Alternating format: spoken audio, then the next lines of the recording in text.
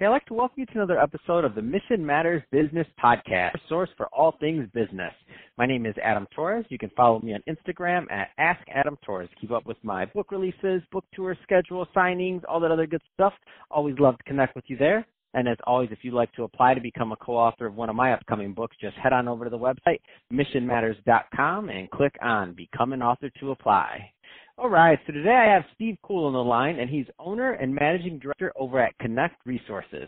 Steve, welcome to the show. Hey, Adam. Good to be on.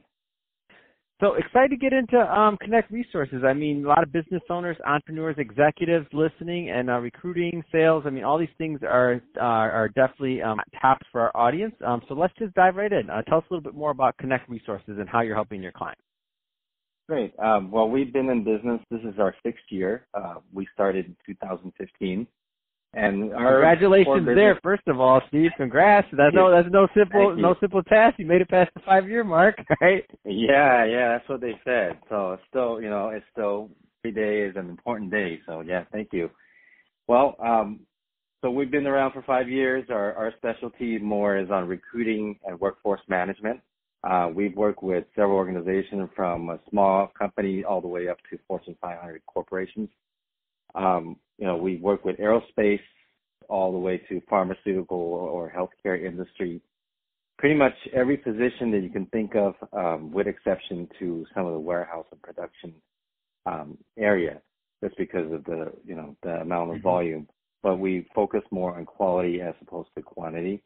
And we have great experienced recruiters and human resources managers that are on that works with us, that partners with us within the company that could provide help with any client that's looking to grow with their workforce and staff.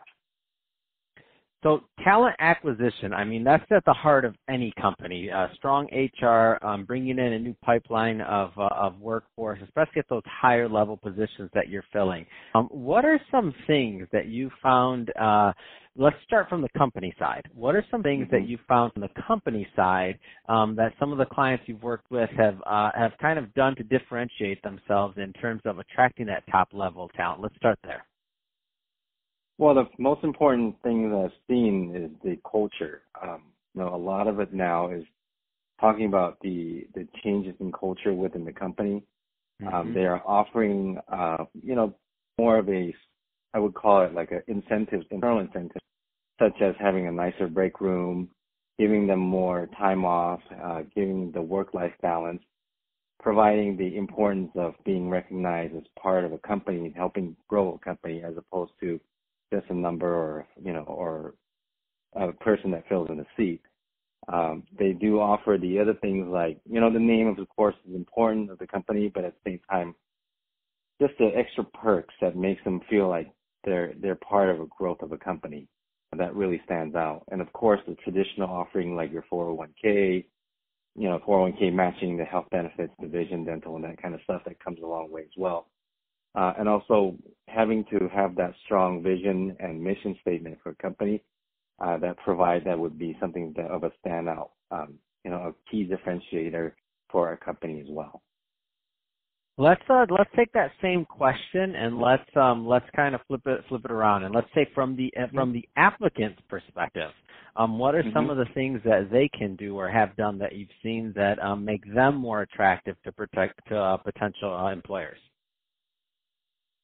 All it comes down to, what they have done in accomplishment in the past positions. We always urge them to list out quantifiable accomplishments, such as what they saved for the company, what they brought in terms of revenue generation. Things like that are like the key, like a major, something that companies would be interested in. And of course, the traditional offering like experience, tenure within the company, and also their personality is also a very important thing that recruiters for large corporations looks for. That what they offer that fits into the culture of a company. No, it makes a lot of sense. And some of the topics you hit on, culture from both sides of the spectrum for the applicant and for the business. I mean, the culture fit has to be there. Are there any Are there any kind of trends in recruiting that you care to comment on, whether it's technology-wise or otherwise, that are just making things, making the process smoother and making, better, let's just say, matches?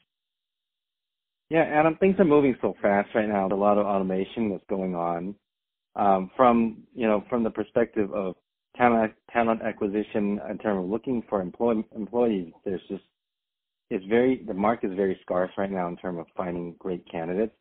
So employers have to look deeper and be more creative at finding or sourcing for the right people until we can, before they even start the screening process. Now, a lot of them, because we deal with, you've probably heard this term before, the millennials, where the millennials like to do things really fast. They tend to like to, they don't really do very well with communicating via the phone. So sometimes the email, the texting, the social media contacts, they tend to work a little better. So we're seeing changes in that. In the past, it was a lot of the phone calls and that kind of thing. So companies have to be more open to doing things, with more automation. And it shows that they're keeping up with the growth and the culture that candidates are looking for as well as prospective candidates. So there's just a lot of changes there. Go ahead. I'm sorry. No, I love it. And I always like to kind of make the analogy of, it's kind of like with how competitive the job market is right now. It's like for both talent and otherwise. It's almost you're like looking for those off-market deals, if you will. So you have to go deeper and find people that are happily employed and show them why they can be even happier. Yeah, and it's searching and having the ability to work with the computers to almost like some people would use with a bot. That's another thing that's automated with the searches. Another thing I've seen changing is people tend to look now more at your Glassdoor and other sites to look at review of the company. So obviously you gotta spend more time to manage your reviews in front of potential candidates that are looking for work. Sometimes, for instance, if we say, okay, we're looking to place for an XYZ position at this company, they can jump on to multiple sites and find out what the reviews are like from current and previous employees that used to work there, and then they can make a judgment on their own whether they want to move forward with the process or not. So that's another thing that we're starting to see changing as well. Wow, that's big time. I figured at some point the market would change and people would do that. I think when I was just getting out of college, those kind of sites were just popping up, and you would see them, but they wouldn't be really built out. So it would be one or two reviews in it. So if you saw a bad review, then it was oh, that's not a big deal. That was probably just a disgruntled employee. They probably weren't a good employee anyway. They got fired, and now they're mad, so they're putting this review up. But as time goes on, if you start seeing a bunch of those, employers really have to think about brand management, because now as the years go on, and if those reviews keep on piling up like that, then maybe when somebody looks at it, they're not going to think, oh, that person is just mad because they got fired or they did a bad job. They're going to be thinking, well, how come there aren't any good reviews? Right, exactly. So yeah, you're seeing that everywhere now. So it's a great trend, though. That it just shows that there's accountability from the employer side to make sure that they take care of their employees. Yeah, that's what I'm thinking. I mean, it kind of democratizes the system, so to speak, in terms of the information and experiences people had, so they can kind of have a little bit of a feel for the company before they commit or maybe leave where they're currently at. So all great stuff there. So Steve, if somebody is listening to this, whether they're an employer and they're looking to fill some roles, or if they're maybe out in the market or just kind of want to put their feelers out, I mean, what's the best way for them to connect with Connect Resources? Well, they can reach us on our website at connectresources.com. That's KONNECT resources.com. They can also call us in corporate headquarters at 562-473-4478. They can reach me directly as well at 562-508-6950. So there's multiple ways. We have our Facebook site. We have our LinkedIn page. Feel free to look me up on LinkedIn as well. I'm always on there. So yeah, there's definitely different ways that we can speak with each other. Awesome.